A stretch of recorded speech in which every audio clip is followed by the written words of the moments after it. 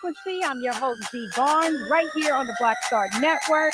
And you know that I love hip hop, and we're celebrating the 50th anniversary of hip hop. And I have to elevate the women of the culture. And one of the women in particular I'm having on today's episode is a dancer, choreographer, gymnast, radio personality, television actress. She's all things everywhere.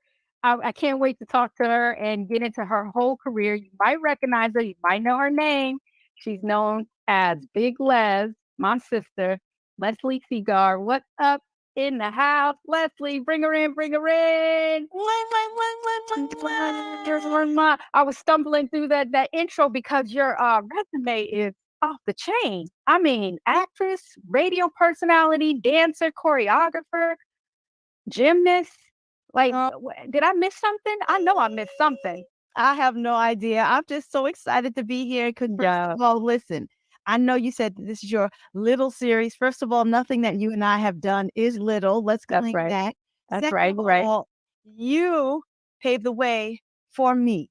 Oh my God, Give sis. you my flowers because to see women on TV in hip hop in this Right. male dominated thing, and you were still sexy, but you were journalistic. You knew had knowledge about hip hop. You Oh, made me feel like you were my around the way girl sister. I felt yes. comfortable. I took tips from you when I started Rap Wow. City. So thank you for all that you've done, all that you've endured, all that you've taught us. Mwah! Everybody Mwah. know you were before me, and I love Oh, you. I love you, sis. Thank you. I'm supposed to be giving you your virtual flowers and you giving me mine. And I appreciate that. And see, that's what I mean about this. Like the sisterhood that we have, it transcends, hip hop. It goes through life. And we've known each other for a long, long time. And I really want people to know who you are and all your accomplishments. This is what this is about right now. So let's start at the beginning, please. Tell me, where'd you grow up? I am a girl from Queens, New York. I grew up That's in right. a little city called East Elmhurst, where Wait, yeah. I was born in East Elmhurst. You're I lying. did Shut up. not know that. Lying. Yo! Listen, it's Listen, crazy. the That's ties. crazy. That's crazy because I knew you were from Queens, but I didn't know it was from Elmhurst. Same. Girl, and Oh my listen, goodness. this is how beautiful our little community is, right? Right. Because we're like literally 10, 15 minutes outside of Manhattan. But for me and my sister who was older, went to school with like Herbie Lovebug, Kid and Play. Wow. And I went to school with DJ Wiz, which is their DJ. Right. Me and Positive K graduated high school together. So I've Yeah. known all of them since our jams in the park and Herbie Lovebug. So we've all been a Ooh. family since I was like 10. So Wow. there's something in the water in Queens that There's just, something in the water in the Queens. Like, I didn't get to go to school there. We wound up moving to Jersey. I was in Jersey for a while and we moved upstate. But tell me more about your background and how you first fell in love with hip hop.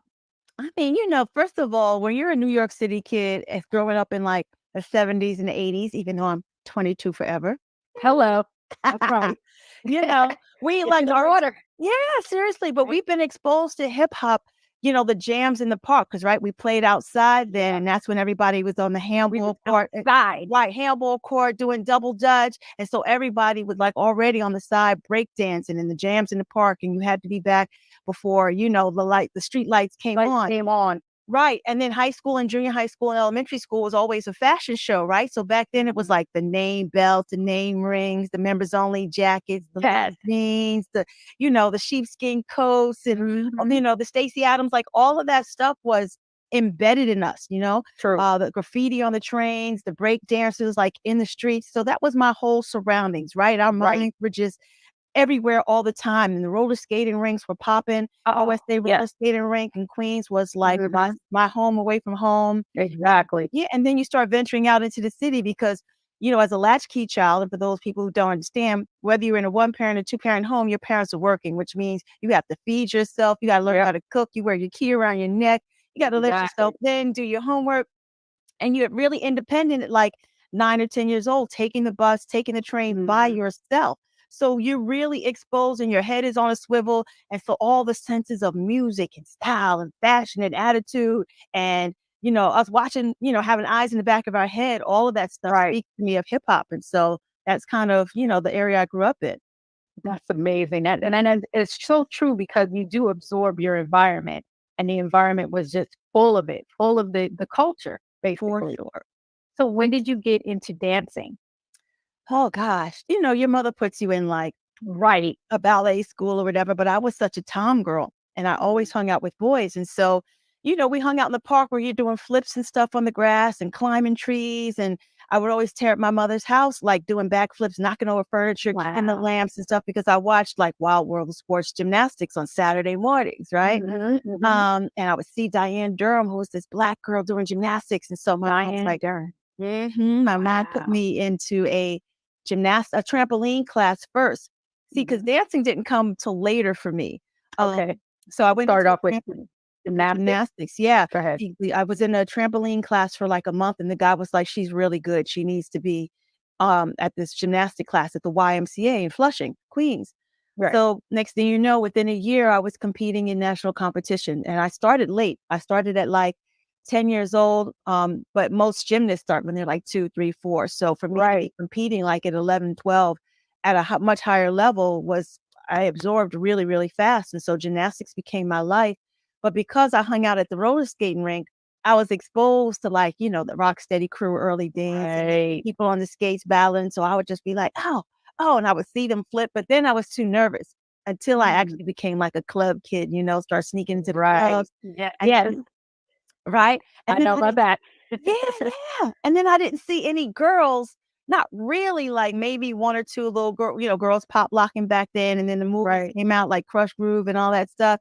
Um, and then house music came, like we're going further Yes. down away from hip hop, and house music just kind of sucked me in, and it was freestyle dance. It was Bro, I ever loved it. yeah, and all the bouncers would let all of us dancers in the club for free because they Mhm. knew we would keep the party going. So I never really had to pay the club. I was always like 14 or 15 because I looked older. So I was like Right. in it. My mom let me go out and play because I did well in school. So I really like got to push my curfew a bit. So I got to kind of hang out. And then being exposed to Oh. everything, the roller skate, everybody performed at the roller skating rink. Like, Mhm. KRS-One, I remember that. Annie, Melly Mel, like all those Yep. early Roxanne Shante. So I was exposed to all of that. Mhm. So One of it my was favorite not to cut you off, one of my favorite shows you just remind me of, the roller skating rink was, I saw Dr. Jekyll and Mr. Hyde, which one of them was Andre Andre Harrell, Mhm, and then, it was Dougie Fresh and Slick mhm. Rick. That's wild. Yeah, the roller skate ring is something else. It's something that's deep in the culture. And I don't think people really talk about it enough, but that's how we saw a lot of our like first performances. I mean, I saw Davy D. Remember one for the trouble, two for Good the for the bass. face. Come on, That David. was Davy D. Let's rock this place. Yes, and that's like one of my favorite shows. And I was doing the same thing, sneaking out, going to the club, not supposed to be in there. My mom, she kind of knew about it. She's finding out about it now. We Right, see right. this. But I was a good kid, so I was allowed to get out there and mingle. And my first thing with the hip hop was trying to do the art because I love, just drawing and Mhm, I tried to get in with the graffiti crews and mhm. was getting into a little bit of trouble with that. And I did try my hand at breaking. I was good at the pop locking, but I could never get the breaking. Did you actually do some break dancing?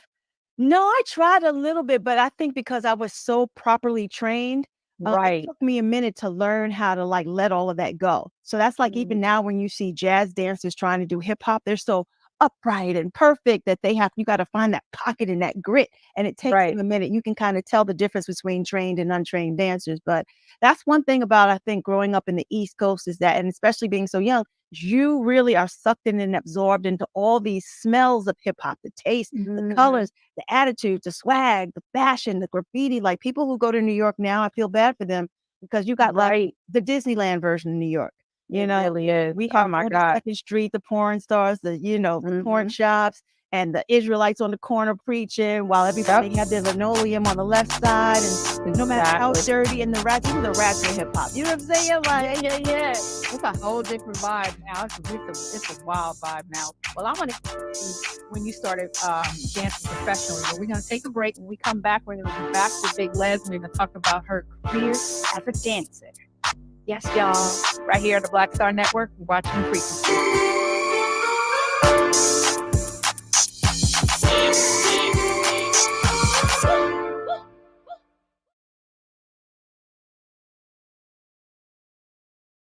hatred on the streets. A horrific scene, a white nationalist rally that descended into deadly violence.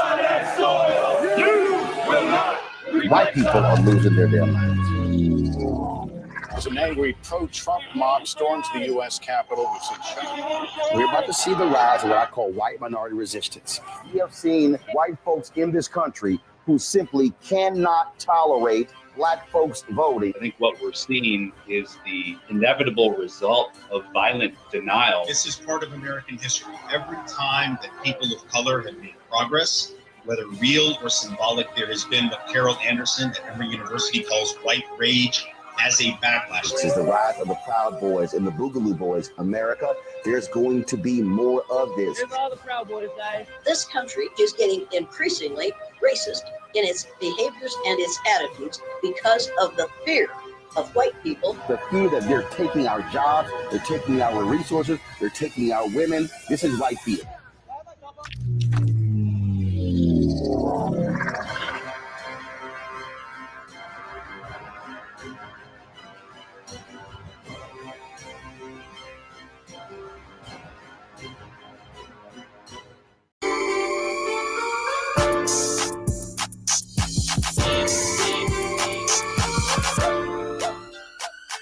Back right here in the frequency, we're talking to Big Les, and now we're getting on to your dancing career. I mean, I know like you wound up being a professional dancer. So I want to break down like you've done a lot of iconic videos, and I mean, a lot of people don't know. I know what they are, but let's talk about them. I don't even know how transition to when you became like professional, when you went from the clubs to like professional dance. Well, I got a full gymnastics scholarship to Springfield College in Massachusetts, right? It was all about gymnastics for me every day of my life. But and I got into a 5-year master's. Wanted to be when you were like thinking about when you would grow up that I want to be in gymnastics or sure. My whole world revolved around gymnastics, like everything, because it was me every day, 6 days a week with these people doing competition. Like, I mean, I hung out still, but it was all about gymnastics for me. All the colleges I applied to had to have a gymnastic team. And at that time, they didn't have an HBCU team the way they have like Fisk University now. Yeah. So once I got into a 5-year master's program for sports medicine, but you can only compete NCAA for 4 years. So like year 4, I was like, okay, I'm not staying. I need to go to Broadway. I got to get out of here. Right. How was it being a young Black woman as a gymnast? Because there wasn't that many. No, there were barely any. Right. Literally in my whole career, I never saw another girl who looked like me. Maybe one or two, Jody Brockington, who was like my competition at the Westside YMCA, like one person, maybe two. But really not in my college career. And I went to school in New England, which is really predominantly more white than anything. Right. But I was used to it. You know, I was in all honors classes from like 3rd through high school through 12th grade. A brainiac, beauty and brains. Okay. Thank you. Okay. There were only like a small handful of Black people in those classes. And we used to get picked on, right? Because we got special privileges. We got to go on like these field trips, or you think you blah, blah, blah, blah, all of that Black girl energy from, when you're 10 and 12 and whatever. Exactly. So when I left Springfield College, my mother was like, mad because I opted out of this, 5th-year program. And she's like, well, you got like 6 months to get it together and figure it out, before you got to get your own place. Who wants to move back home after you've been away? Right. And literally the first thing I auditioned for was a play called Club 12, which was a remake of Shakespeare's Twelfth Night. And in that play was done by Atlantic Records, Big Beat Records at the time.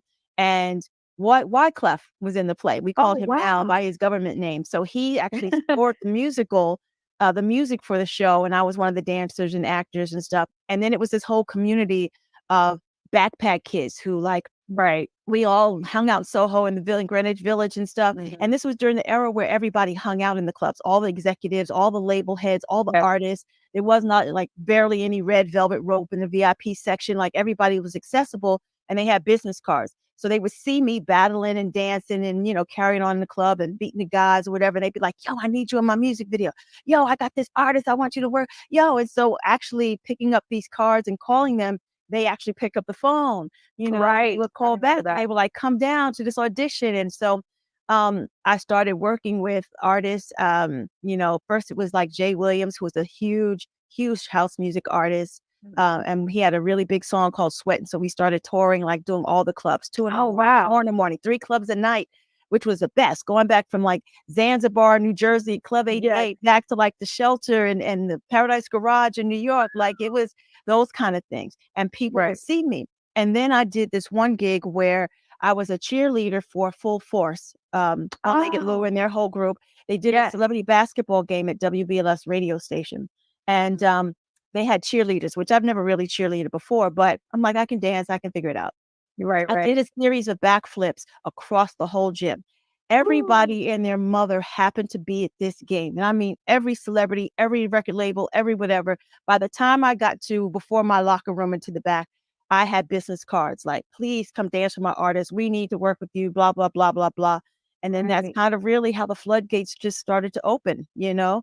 I started booking gigs like for LL's Around the Way Girl. I had done a series of like house music and some other underground stuff, but that was probably like one of my first big profile music Was videos, the I LL? guess. Yeah. So yeah, let's break down all of the music videos you went. So LL was the first one, right? The Around the Way Girl. I believe so. Like I have some house music videos that came before then, like a diva, if you remember her. Just a little bit respect. Everybody knows. Oh yes. So not that video, but another song of hers. So there were just so many. But really what happened for me, and I don't want to say the years, I booked a tour, the Keith Sweat, BBD and Johnny Gill Triple Threat Tour. And I became Keith Sweat's backup dancer. And this was my first tour, and I was still working a 9 to 5. And I was like, oh my God, I'm not going to have any job security, right? Because we didn't have agents, we didn't have contracts, there was none of that stuff. And so this job let me take a leave of absence. You know, I was doing like exercise physiology where I was training people for the marathon. And when you see people hooked up to tubes and breathing and stuff. And so I was the technician preparing them for the marathons, working with paraplegic people, all of that stuff. And I was just like, okay, I could take a leave of absence, hopped on this tour, and I never had to go back to work. Every other job I got after that was because I think the next tour was because Damian Hall and Teddy and Aaron were in the backstage like, yo, you need to dance for us. And next thing you know, I hop on their tour. And then it's like Mary J. Blige. And then Puffy and I have been friends because he was a club kid. And he's like, yo, I got this girl. I need you. Mary, she can sing. And she needs you because you got that rough, rugged, and raw. You know how Puffy talks. He was like, get your crew, come on, and let's do this. And so he hired me, and everybody assumed that I was the choreographer at that time, because I was a featured dancer in most of the music videos. So I started to realize some of the choreographers who were hiring us would be like, come in ill prepared and be like, okay, y'all, I need an 8 count, or I need, whatever. And I'm like, well, why are we doing your work and you're getting the credit and the check? So people ask me, do you choreograph? And I'd be like, yes, because I choreographed floor routines and gymnastics. So I was like, I can make the transition. So when Puppy asked me to choreograph Mary's first songs, Real Love and You Remind Me, I was like, absolutely, I'm in. Let's get it. Oh my goodness, that is iconic right there. So you choreographed Real Love, and didn't it win an MTV award? We got nominated. We lost to In Vogue, Free Your Mind. I was like, what?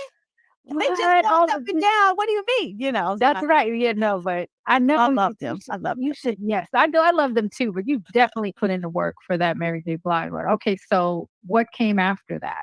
Oh boy, after Mary, I think after Mary might have been Bobby Brown. Oh yes, yeah, the Bobby Brown era. Right. So we did like the Humping Around music video. And these are videos you choreographed, right? Yeah. On the Bobby's Back tour, which was a really big, huge tour. Who was that? Us, TLC, I think, and I forget who else was on that tour, which was really good. And because having worked with Bobby, we transitioned into Whitney was always on the road with us. They started dating while we were on there. We had gone to the wedding. But what a lot of people don't realize is that artists always gravitate toward the dancers, right? Their families give them drama. People always got their hands out, wanting something from them. And the dancers just are in the corner minding their business, grooving. There's kindred souls. And so they always kind of hang out with us so they feel safe around us. And Whitney, a lot of people didn't know, she literally is an around the way girl, popping shit that like you guys learned out later down the line, but she was always like that with us. And we always hung out. And she was like, I need you girls dancing for me, which is how I'm Every Woman happened, right? We were dancing with Bob, and she's like, nope, you girls are coming with me. And so when Bobby got off tour, some of those girls actually went on tour with Whitney. After I did that video, I think I went out with Heavy D. Wow. I think that's when the transition happened. My timeline's a little off. And No, you made me think about it. Not to cut you off with Hev, because I want to hear this story about Heavy D and miss him so much. But you made me think about Whitney too. You're absolutely right, because my mom actually worked with Sissy Houston at the Urban League. And I had met Whitney, God, when she was still modeling. right. And then we fast forward to years later, and Ricky Harris, my ex-husband, he was on tour with Bobby. It was like Bobby Brown, MC Hammer, a few other, I forgot the name of that tour. And I would see Whitney.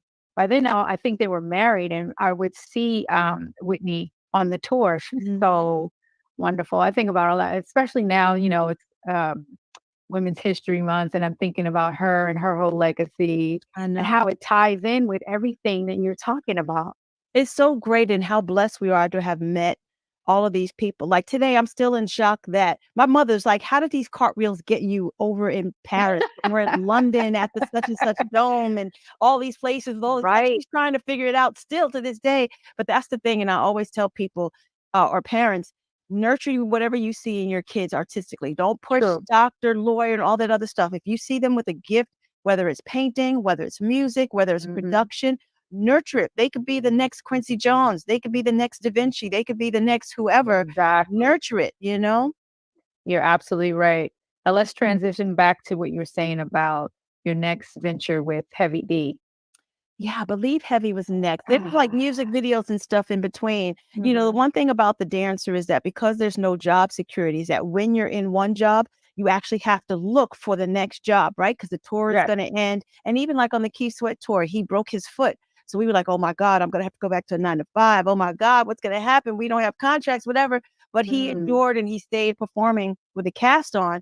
But anything could have happened, right? And so the tour is 4 months or 5 months. You don't know if they're going to do a second leg. So you have to have your next jobs booked before you, leave, or even in between. If you have 4 days off and you can fly back to New York, shoot a video, because that's the life of a dancer, right? They're really, unless you're on a Vegas gig or something really long term, you fend for yourself. So I've been working for myself since, the ages, forever. And how did you, thinking about that now, and I've never thought about it before, you just made me feel like you have to also protect yourself and keep yourself healthy. Like what happens if a dancer hurts himself? It wasn't like insurance. There wasn't like health insurance, That's part of the argument today and why they've created the Dancers Alliance Network is that because especially then, there were no agencies, right? And even though you're kind of insured a bit while you're on tour, what happens in between? What happens just per gig, right? And we're still, thank God I was able to like name my rate because people were calling me. So I got to like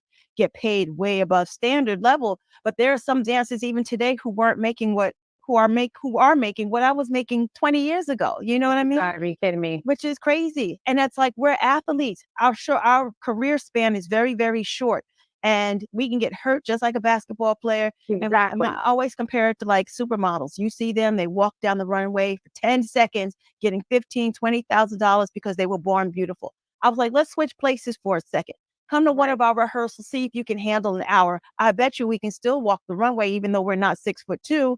But let's go ahead and switch paychecks at the same time. And let's just see. We're both representing $1 million brands, right? The music industry and the fashion industry. Exactly. So it's always been a struggle for us still. I want to talk more about that. What did you just name the agency you said? The Dancers Alliance Network. Dancers Alliance Network. All right. When we come back from the break, we're going to talk more about the risks that dancers take when they're out there performing right here at the Frequency Black Star Network.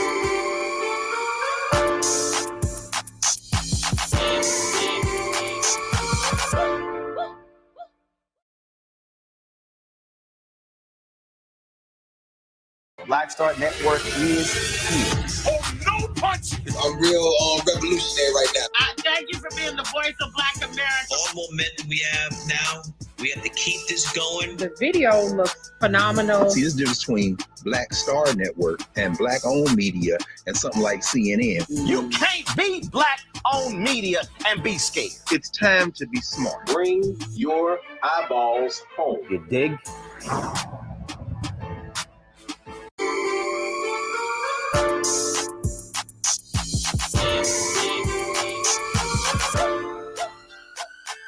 Back right here on the frequency, we're talking to Big Les and talking about her contributions to hip hop. And right now we're focusing in on dancers and the risks that they take when they're out performing.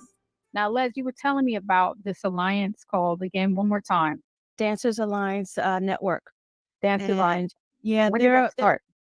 Oh, it's probably within the last 3 to 5 years. So we're talking that it's, dancers have been fighting a long time with like SAG and AFTRA to try and get more money to change the rates. But it really took a cluster of other dancers in this new millennium kind of a way to really just like step up and really, but it's still a fight. It's still a fight. We are in hours and hours of rehearsals, 8 hours, 10 hours, days at a time for a tour. So you can get hurt in rehearsal and completely just be gone from the tour, which means now how do I eat, right? Because there's no insurance, there's anything. We walk down the street, trip on the subway stairs. How do we eat? Exactly. So it's always been a fight, getting paid per the rate that they're getting paid really just doesn't suffice. And it's not fair, having to travel, figure out wardrobe, rehearsals, food, per diem, insurance, sometimes you need massage therapy or an athletic trainer to come in, like all of these things.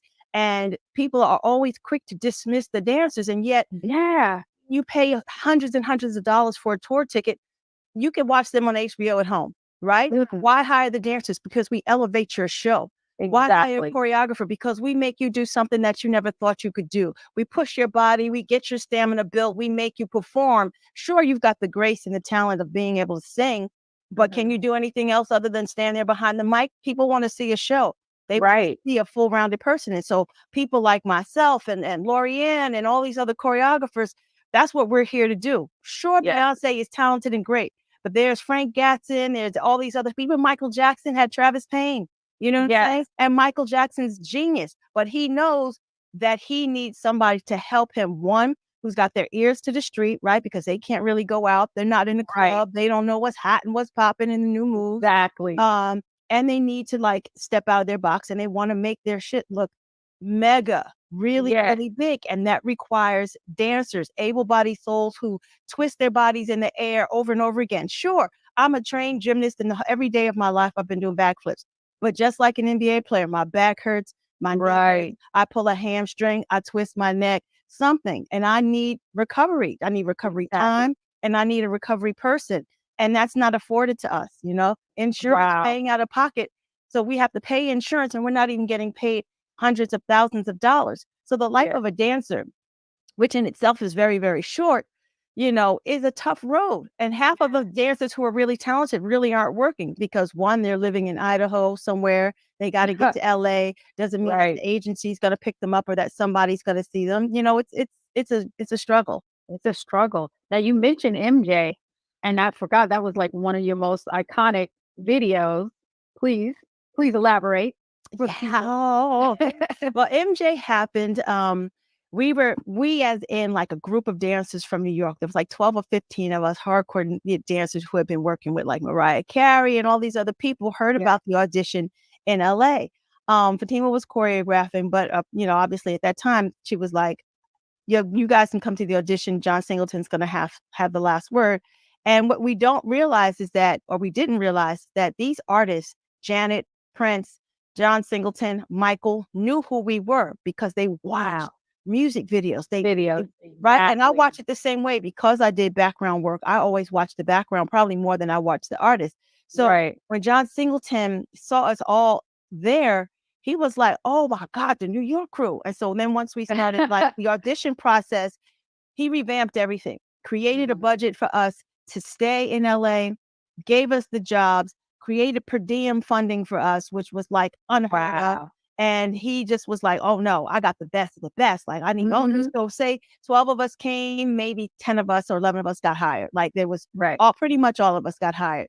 And it was phenomenal. This was like a month's worth of work, 2 weeks of rehearsal, 2 weeks of shooting.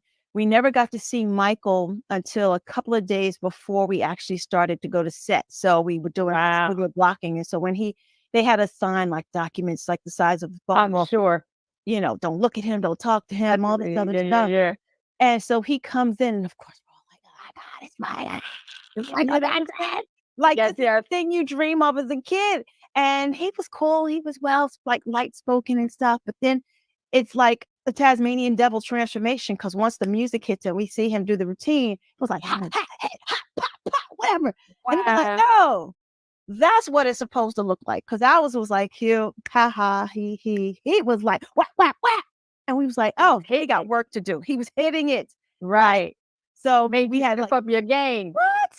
10,000 times. Like, and you could just hear him, all that stuff you hear in music videos, him just doing this and just like all, you know, the dance lingo and the like all of that was just exuded out of his pores. And we were all just like, you know, when somebody has that it factor, when they and it was electricity in the room just on the first day. And so we got it together.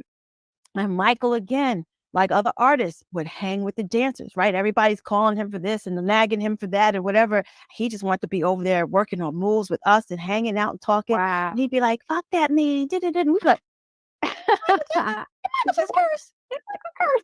Right? Because you forget that these people bleed the same way you do, breathe the same oxygen, sit down to go to the bathroom like he's human. And so it was just mad cool.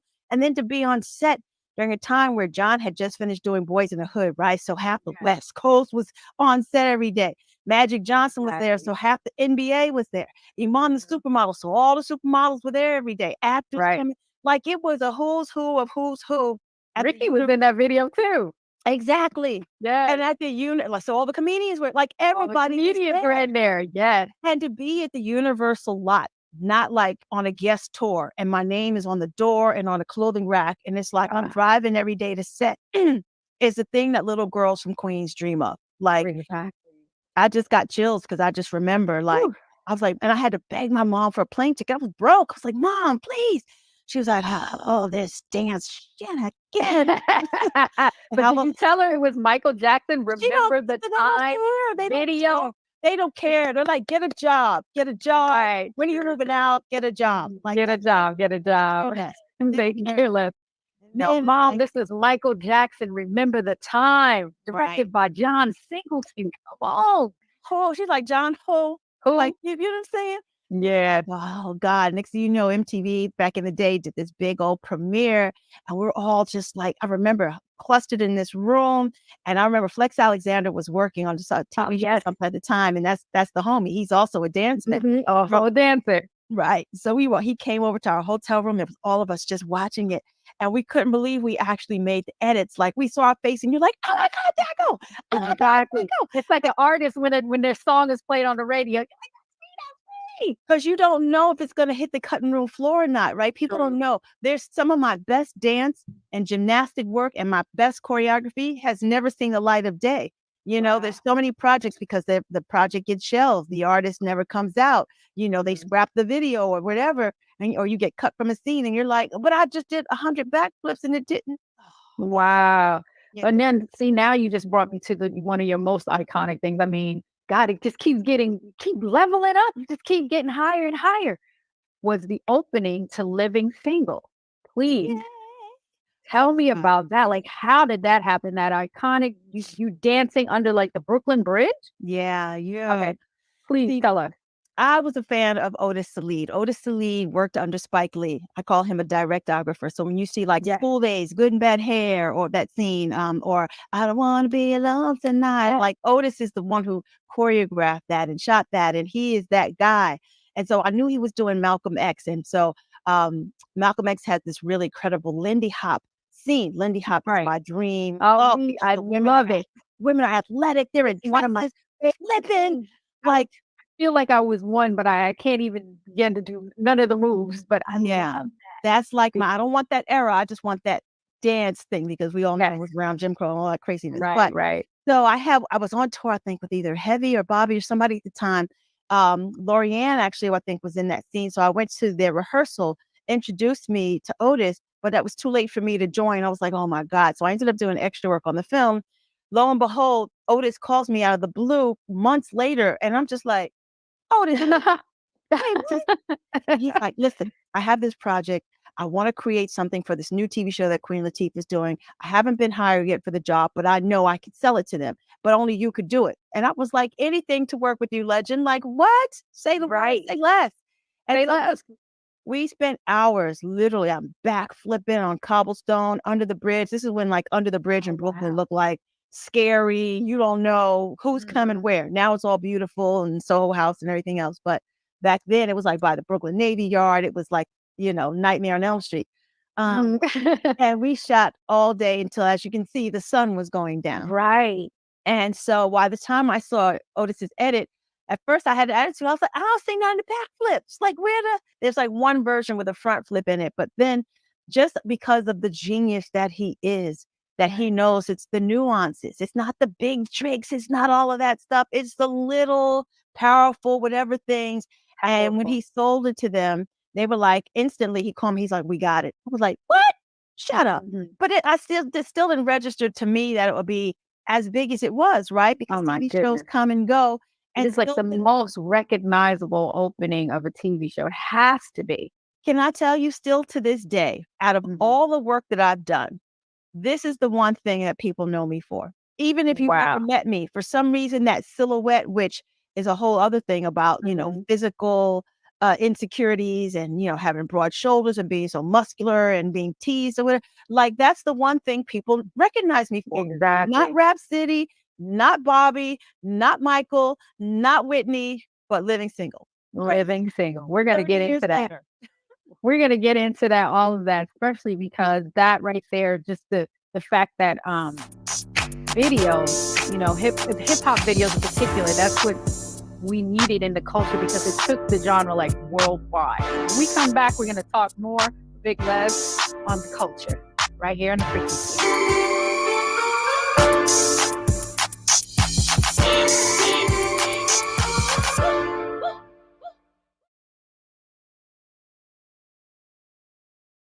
When you talk about blackness and what happens in black culture, we're about covering these things that matter to us, speaking to our issues and concerns. This is a genuine people-powered movement. There's a lot of stuff that we're not getting. You get it, and you spread the word. We wish to plead our own cause. Too long have others spoken for us. We cannot tell our own story if we can't pay for it. This is about covering us. Invest in Black-owned media. Your dollars matter. We don't have to keep asking them to cover our stuff. So please support us in what we do, folks.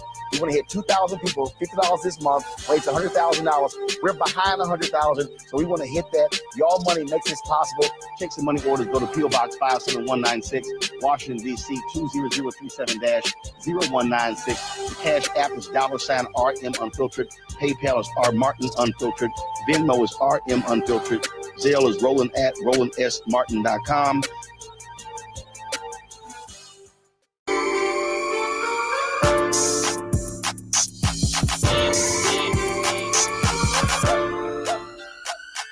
Back right here in the Frequency with Big Les. We're talking about dancing. We're talking about hip hop. We're talking about some things that like I didn't even know was happening amongst the culture in particular with women and dancers. Now, one of the things that I brought up to her, to you, Les, talking to you guys, is that without the music video, hip hop wouldn't be worldwide. I mean, one of like the first videos I remember seeing, my God, it's been so long. I don't even want to say because like it's really date myself, but I know I was like so much into that. And when we talk about the videos in particular, it was Ralph McDaniels with the video music box. And I remember like just, as soon as it came on, I was sitting right there in front of the TV. I had my VCR trying to record the videos. And it was such a big like influence on me as an artist, as a fan of the music. And so when we talk about those videos and we talk about how the culture was elevated through that, we have to talk about the VJs. Now, when I bring yes, right? When I bring up the VJs, and then when you think of VJs, like I just mentioned, Ralph, Uncle Ralph, you always think about the men. We have, Fat Five Freddy. We have Ed Lover and Dr. Dre, the original Dr. Dre from Original Concept. We have when we get into Rap City, we have, Chris Thomas, the mayor. We have Prime. We have Joe Claire. We have Big Tigger. And then we have Big Les. Let's talk about it because you were the only woman co-host of Rap City for, I believe, 5 years, right? It's like from 97 years. 93 to end of 2000, yeah. Oh my goodness, I didn't even realize that. I thought it was to 99. But let's get into it. First of all, how did you get the job? And then tell me about the challenges that you faced being, a Black woman hosting a hip hop show. Well, I got the job because Madeline Woods was doing her show, Video LP, and she invited me to be a guest on her show as a dancer, and actually perform as a dancer and then sit down on the couch and just talk to her about all the things that I had choreographed. So in me having this conversation with her on her show, the producers from Rap City came downstairs and was like, you know everybody. You work with everybody. Do you think you want to audition for Rap City? I was like, well, hell yeah, of course, And it's crazy is that I was in high school, I studied journalism because I was going to be this journalist. And then I took one class that I hated, and then I switched to sports medicine, right? Hindsight 2020, because here I am thrust back into journalism. But the problems that I had, so even though I auditioned and I did really well, and because I probably knew more information about than both of these producers and stuff, because I lived on the bus with these people. I grew up in clubs before they had their deals, and we were all friends. Is that the powers that be upstairs, I didn't look the part, And it's interesting because when I say it, right, it sounds like I'm whining or I'm complaining or not at all. But then you hear stories from like Viola Davis and other women who have told you that this journey of colorism or not being pretty enough or being too Black and not whatever is real. Like, it and really the is. audacity and arrogance, the way male executives talk to you or talk at you. And so thank God my producer, Keith Paschal, Sonita Brooks, and Eric Watson fought for me. Keith Paschal went to bat, like, listen, she knows everybody. He's got relationships with the label, blah, blah, blah. Trust me, I got this. And so after doing Prince Dejour was actually the host. And so he kind of ushered me in, and we did, I think it was like Spring Bling in Jackson. Oh, I didn't even mention him. Yeah. He's the one that like rolled out the red carpet for me. So we did like first interviews with Outkast, and I had relationships with the Face Records and all these other people. They were like, last. And so once they found out that I was doing a show, the artists and the labels were requesting me directly more than anyone. And they were like, okay, well, she can stay. It's like, well, she's like, Yeah, exactly. But again, So you had to prove yourself as a Black woman. We got to work twice as hard and but it's the story of my life, right? Because, and thank God, I think gymnastics has prepared me for all of that. One, I'm the only Black girl in a predominantly white sport. Two, I'm the tallest chick in the room. I'm only 5'6", but most gymnasts are 4'9", right? And I've got large breasts and big thighs. They're like, you don't do gymnastics, you don't flip. So I'm like, okay, here we go again. Here we go. I got to roll up your sleeves. So I'm used to that, but that stuff is exhausting. You know what I'm saying? It is exhausting all the time. But I'm built for it. You know what I mean? Right. So we doing that with Rap City and being able to, like, it's always been a thing for me, never to sleep with an artist that I worked with. Exactly. Because you will never have that kind of control over me or that right there. And then now, right. And now that oh my gosh, what's her name? She used to be head of BET. Is coming out with her book. She talked about dating Deborah Lee. She talked about having dated Bob Johnson. And then when she wanted to move up in the ranks, he wouldn't. And when she wanted to break it off, he was like not having it. I was like that. Even before, I was like, that will never be me. Because all the stereotypes that I would hear about the business and, cocaine and drugs, I was like, nope. Plus my mother and my aunt would never have That's that Queens right there. Because the same thing. They're saying, don't get me wrong. There was plenty of brothers that I was like, well, hello. I say, there were plenty of artists that was like, but I did not want to cross that line because I refused to be controlled that way. And I refused to have that be an issue. It even got to the point where I started to dress down Yeah. not show so much skin because I didn't want that to be a distraction. Not that I was ashamed of my body or didn't want to, you know, be in my full womanhood, you know what I mean? But it was like at the same time, I wanted to keep the focus on the music, the focus on the artist, not the focus on me. But it didn't even matter. Right. But there's so many stigmas that come with that. One is that it discredits the fact that you have journalistic intelligence, that you know the music that you have. I'm like, if I slept with a guy for a dance job, really? He taught me how to backflip. So I wasn't doing it since I was 10. It was because of him. When I got this job, and I'm really good at what I do. Ooh, right.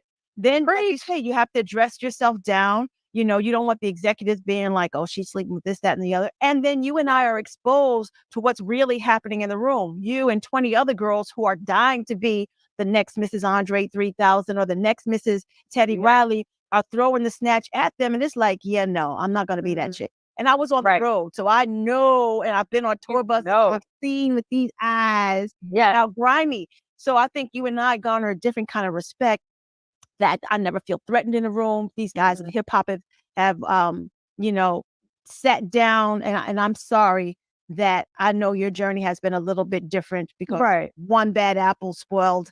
Just one, because no one else ever made me feel fear for my safety. Yeah. So yeah, it was just one bad apple. And I'm so sorry, but it's a big knapsack to have to carry to just be aware of your sexiness and all this other stuff, and guys hitting at you. And then the stigma of that comes too, that you're not they don't know who you're sleeping with. So now it's like, oh, she must be gay.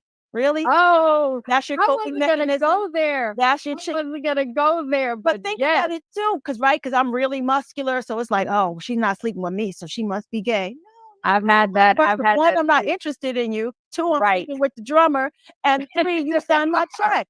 So right, and they want to control you. They want to control you with that too. Because I mean, we're not going to get into, like you said, like the dirty details. But I've had artists that they couldn't approach me that way, so they would send a woman at me, to see, well, maybe it's this, maybe it's that, and it's just like, no, it's you, Poppy.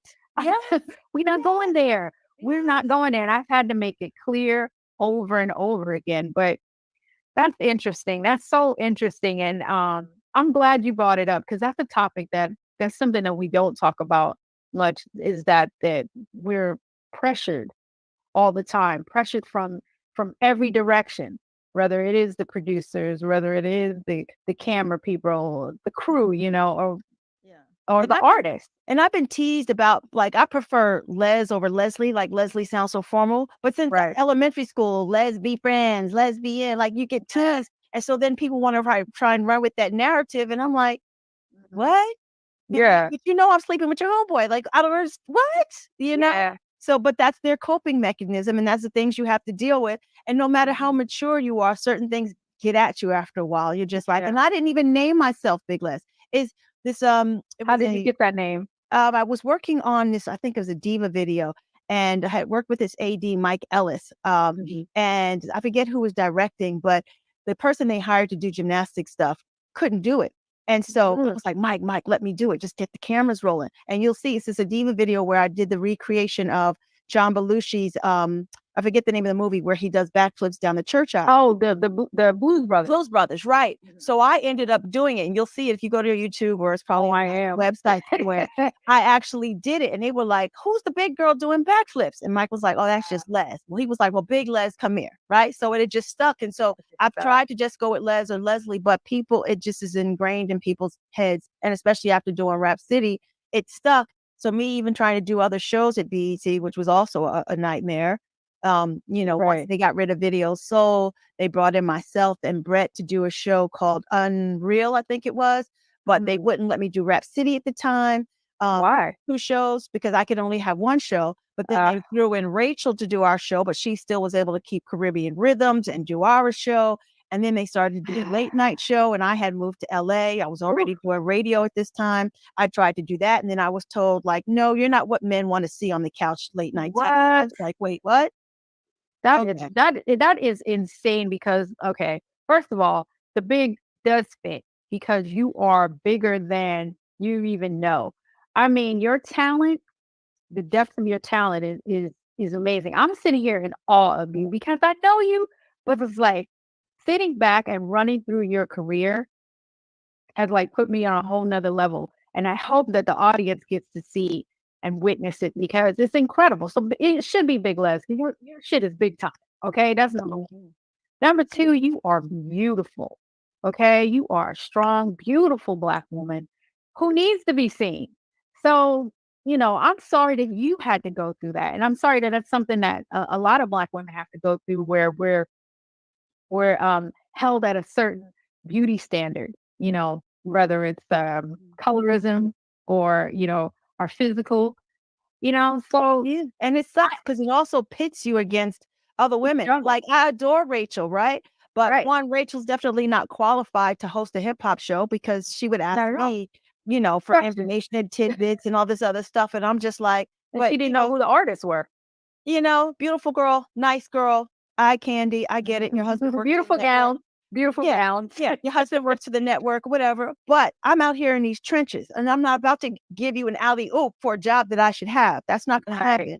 And I got to work 3 times as hard to do what is innately in me. So it's always been, I don't whine, let me not wipe my tears. Let me just keep going. Let me just shut you up and show you what can be done and what I can do. And that's really how it's been going forward, And it's a shame because especially when the gatekeepers were so many men and their male egos would be hurt. Right. You didn't want to sleep with them. And they'll be like, well, I'll show you. But if it wasn't for like the artist or the fact that the demand was really high for the talent, who knows? I might not have been working the way I was. So I'm up before everybody else. I'm in the gym at 5, 6 in the morning while you're sleeping.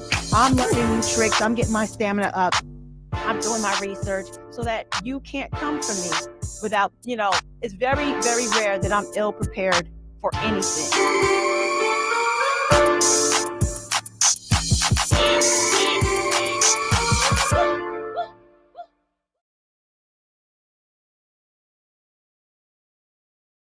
Don't you think it's time to get wealthy? I'm Deborah Owens, America's Wealth Coach, and my new show on the Black Star Network focuses on the things your financial advisor or bank isn't telling you. So watch Get Wealthy on the Black Star Network.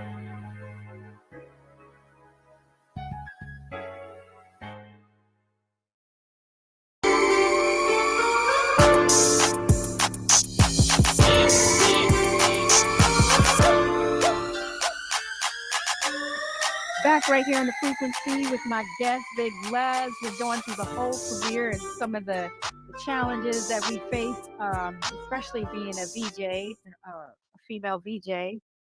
Big Les, you made me really think about a lot. Girl, we could talk for hours about for hours. I'm telling you, I'm having flashbacks. You're like, I'm having triggers. You're reminding me of certain moments, things, whatever. But yes, I had those same battles.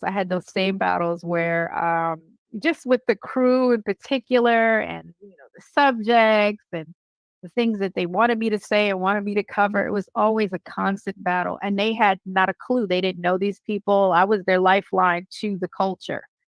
And it was interesting because it was like me and a bunch of culture vultures, basically. And so, I was always trying to right the wrongs. Like even from the very beginning, the opening of the show had some weird footage of the Ku Klux Klan, and I'm pretty sure Nazi German, footage, like old, black and white footage. And then they threw like Martin Luther King in there, and I was like, I'm not hosting this show unless we change the opening. He was like one of the first battles that I was like, this is ridiculous. Has nothing to do with hip hop, has nothing. And what message are you sending? It was very, very strange. Very, very strange. But we're not even going to go into that, my side. We're sticking with you because this is about platforming you and your contributions. Thank you for everything you've done with Rap City. I mean, one of the real reasons I tuned in the most was when you hosted. No disrespect to the brothers, but I really, really love the way the comfort that you had on the mic and with the artist. And you can tell that there's a level of respect there between you and the artist. And I love that. I love watching that. It draws you in and it makes you want to see more. And I also thought, even though you only took one course, and then maybe it was just your vast experience, but I also thought you did a brilliant job with the interviews. You would ask questions that a lot of other people weren't thinking about. You know what I mean? Thank you. So, Thank you. yes, I tried to yes, get them to stop being like, you know what I'm saying, and just keep it real. yes, Like, okay, listen, we're gonna have a talk before we start this interview. exactly. There'll be none of that. Right. You just think you always made it a great conversation like we're having right now, and you made people think and want to know more and learn more. So, what was your transition after Rap City? Like, I know you did radio. Right. Radio happened while I was doing Rap City. Oh, okay. At Hot 97 in New York, Wendy Williams was on the air and she had said or did something that got her put on probation for like a week or two. So they actually, they would call certain TV people or artists to come in and fill in for her. So they had me fill in for her for a week. And by the end of the week, they offered me a weekend position. And then within 2 or 3 weeks, they offered me co-host position with Dr. Dre and Ed Lover on the morning show. Nice. And then a position opened up with Big Boy in LA when he was at Power 106. So I went to go do a week stint with him and they were like, "We love you. Will you come?" And I was like, "Absolutely. I can shoot Rap City from here, make it a 2-for-1. Right, Blah, right. blah." They let me start producing segments of the show at that point. So I was still able to do both at the same time. And that's kind of how radio happened. And then I got an offer from 92.3 The Beat. And they were still working on my contract, but they made me this offer I couldn't refuse. And they were also uncertain that our show was beginning to sound too Black, where Los Angeles is primarily a Latino city. Yeah. So it only made sense for me to take that offer. And so I had my own show for quite a few years over at The Beat. And then I went over to Sirius X. Well, it was Sirius at the time. It wasn't even Sirius XM. I did Hot Jams Radio for like 7-8 years.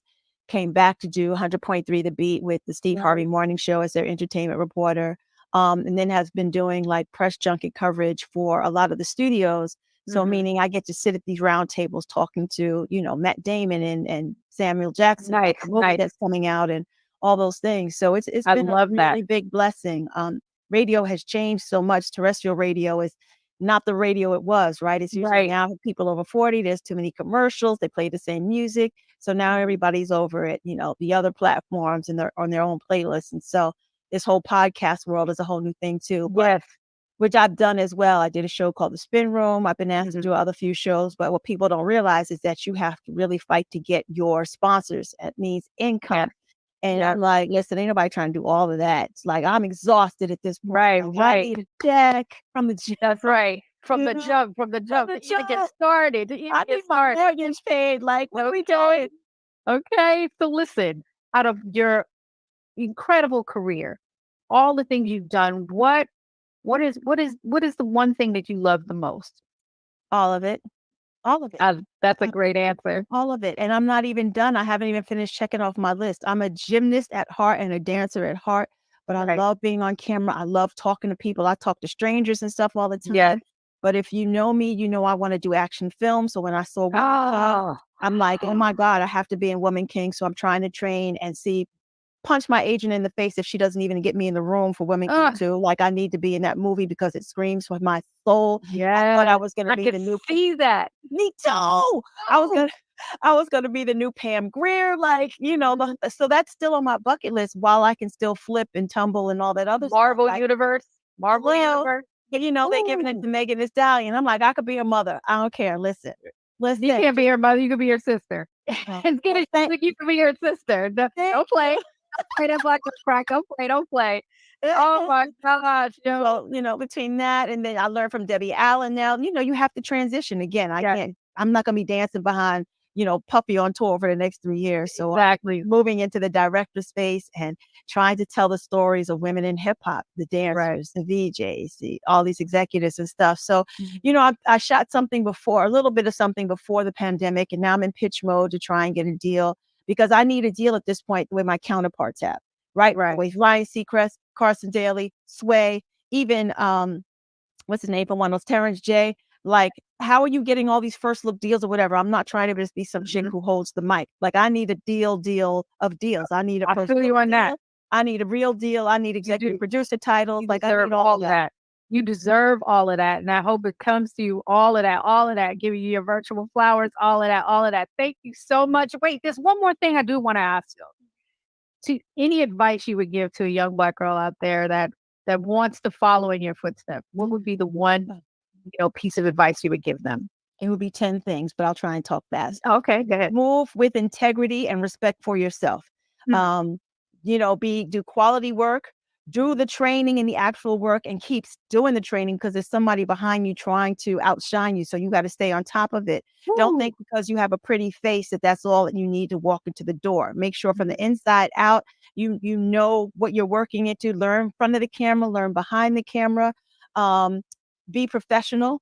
Your reputation is the only thing that you have. So I don't care how good that bad looks or the rich man who's offering or dangling you a carrot of a job or something. Yeah. Make things happen on your own terms. And it's okay to say no and turn things down because what's meant for you will always be for you. Exactly. Rejection is God's protection. So even when I didn't become a fly girl and I thought my world was over, Rap City came. Right. So just never know. Just never know. Never know. Oh, that's beautiful. Thank you. Thank you so much, sister. I appreciate you. That wraps it up, you guys, for the frequency. My guest, my beautiful guest, your virtual flowers is right here. She is part of the culture. She has elevated the culture, and I want to thank you for all your contributions to it. I love you. I love you. I appreciate you. And I have to say one thing. I know that this is the alleged Hip Hop 50, and it pisses me off that the only time they recognize anything about hip hop during this year is just the people who hold the microphones music-wise. You and I hold a microphone and should be recognized. Dancers should be recognized. Dancers should be recognized. Our shows should be recognized. Only 4 major hip hop shows on this planet that knock the world over upside down, and we need to be recognized for it. So that's all. Love you. Yep. Love you. Love you. You're the bomb. You're the bomb. Nothing without you, yo. We standing on each other's shoulders. That's right, y'all. Around the way, girls from Queens. Around the way, girls from Queens. How you do? What up? So thank you, everybody, for tuning into The Frequency right here on the Black Star Network. I hope you enjoyed this conversation. And, remember, women in hip hop, we do elevate the culture. So you have to support us as we support each other. And thank you for tuning in. We out.